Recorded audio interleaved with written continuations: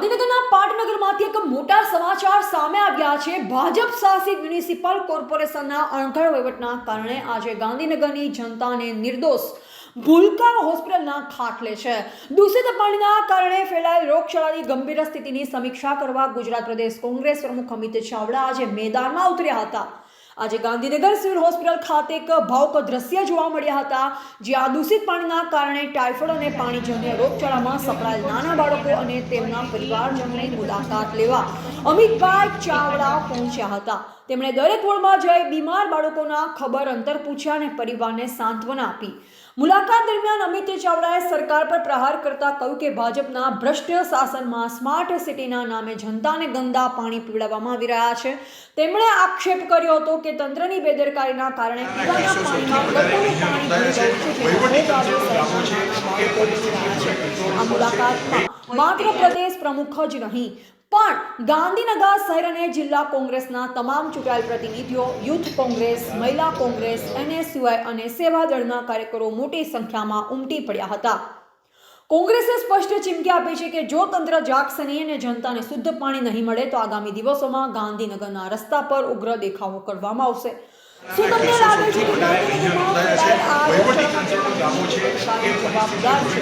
તમારા મંતવ્યો અમને કમેન્ટમાં જરૂર જણાવશો। વધુ વિગત માટે જોતા રહો। અમારી ચેનલને લાઈક કરો, શેર કરો અને સબસ્ક્રાઇબ કરવાનું ભૂલશો નહીં। ગાંધીનગર જે ગુજરાતનું પાટનગર કહેવાય, ત્યાંથી આખી સરકાર પોતાનું શાસન ચલાવે છે, જ્યાં મુખ્યમંત્રી છે, રાજ્યપાલ છે, બધી હાયર ઓથોરિટીવાળું આ પાટનગરમાં ટ્રિપલ એન્જિનની સરકાર હોવા છતાં પ્રજા કરોડો રૂપિયા ટેક્સ ભર્યા છતાં એને શુદ્ધ પીવાનું પાણી નથી મળતું। દૂષિત પાણીની ફરિયાદો આખા ગુજરાતમાં ગામથી લઈને નગરપાલિકા, કોર્પોરેશનમાં ચારે તરફ વારંવાર થાય છે। સરકાર એના ઉત્સવો તાઇફામાં વ્યસ્ત હોય એને આ ગુજરાતની પ્રજાની કોઈ પણ જાતની ચિંતા નથી। એક બાજુ લગભગ 1લી તારીખથી અહીંયા આગળ ટાઇફોઇડના દર્દીઓ, નાના નાના બાળકો હોસ્પિટલમાં દાખલ થાય છે। રોજ સેંકડોની સંખ્યામાં દર્દીઓ હોસ્પિટલમાં આવે છે, પણ આ જે ગાંધીનગરના ભાજપના સત્તાધીશો છે, જે મુખ્યમંત્રી ગાંધીનગરમાં અહીંયા બેસીને સત્તાના સુકાન સંભાળે છે, એમની આંખ નીચે અહીંયા સ્પિરિટ ઓફ ગાંધીનગરના નામે કરોડો રૂપિયા ખર્ચીને કોર્પોરેશન તાઇફા કરે છે। એક તરફ હોસ્પિટલમાં દર્દીઓ મરી રહ્યા છે, સારવાર નથી મળી રહી, અને બીજી તરફ આ કોર્પોરેશનના ભાજપના જે સત્તાધીશો છે ભાવનગરમાં ક્રિકેટ રમવા જાય છે। ચારે બાજુ દૂષિત પાણીને કારણે એક પછી એક સેક્ટરોમાં આ ટાઇફોઇડની બીમારી વધતી જાય છે। પહેલાં એમ કહેવામાં આવ્યું કે ફક્ત 30 વિસ્તારમાં થાય છે, પણ હવે 21 સેક્ટર અને બીજા અનેક સેક્ટરોમાં એમનો વધારે કેસીસ આવ્યા કે જ્યાં ખૂબ સ્કેટર્ડ વસ્તી છે।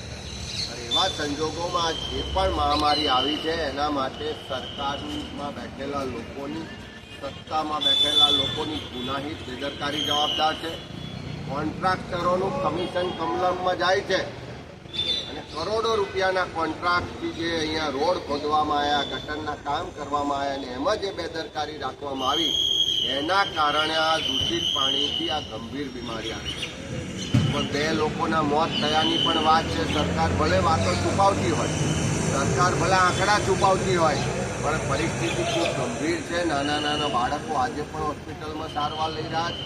5-5 દિવસથી સારવાર લીધા પછી પણ એને રાહત મળતી નથી। એવા સંજોગોમાં સરકારને કહેવા માગીએ છીએ કે ઉત્સવો, તાઇફા અને ક્રિકેટ તો બહુ થયું, પણ આ તમારી ગંભીર બેદરકારીને કારણે ગુજરાતના લોકો, ગાંધીનગર પાટનગરના લોકો મરી રહ્યા છે અને એના માટે જવાબદારી નક્કી કરો। જે પણ જવાબદાર અધિકારીઓ હોય, પદાધિકારીઓ હોય, કોન્ટ્રાક્ટર હોય, એની સામે માનવ વધના ગુના નોંધશો તો જ આ ગુજરાતમાં સરકાર પ્રેરિત જે બેદરકારી થાય છે, સરકારની ગુનાહિત બેદરકારીને કારણે જે મોત થાય છે, અટકશે, એ તો આ જ સિલસિલો ચાલુ રહેવાનો છે। જો પહેલાં કોરોનામાં માર્યા, પછી કે ઝૂંપડપટ્ટી હટાવો, બધા લોકોને એમ કહે છે કે હવે તમે બિનસરકારી છે, અત્યારે પગ ભાગેલો છે તો એને માર લઈને દાખલ લેવું પડે। અને મોદીને હવે લાવવાનો જ નથી, હવે આપણે લાવવાનું છે કોંગ્રેસને। એટલે મહેરબાની કરીને બધા કોંગ્રેસને જ વોટ આપજો. ઉપવા જ હોય છે મોદી સાહેબ, એટલે મહેરબાની કરીને એમને લાવશો જ નહીં. એ તમને બધાને હટાઈ મારશે. ગરીબ લોકોને એ લૂંટવા જ માંગે છે. ગરીબનું તો ખાઈ એ આગળ વધ્યું છે. હું તો હવે ગાળ દઉં ને એટલો ગુસ્સો આવે છે એની પર તો. કારણ કે બિન સરકારી મકાન પેલાના તોડો, પેલા તો બધાને કાઢી મૂક્યા છે એને રીતના કરી. ચાહે 50 વર્ષથી જૂના લોકો, એટલે એવા લોકોને મોદીને તમે બધા કાઢો ભેગા થઈ. બધાને જ માંગશે, બીજું કાંઈ અમારે જોઈતું નહીં.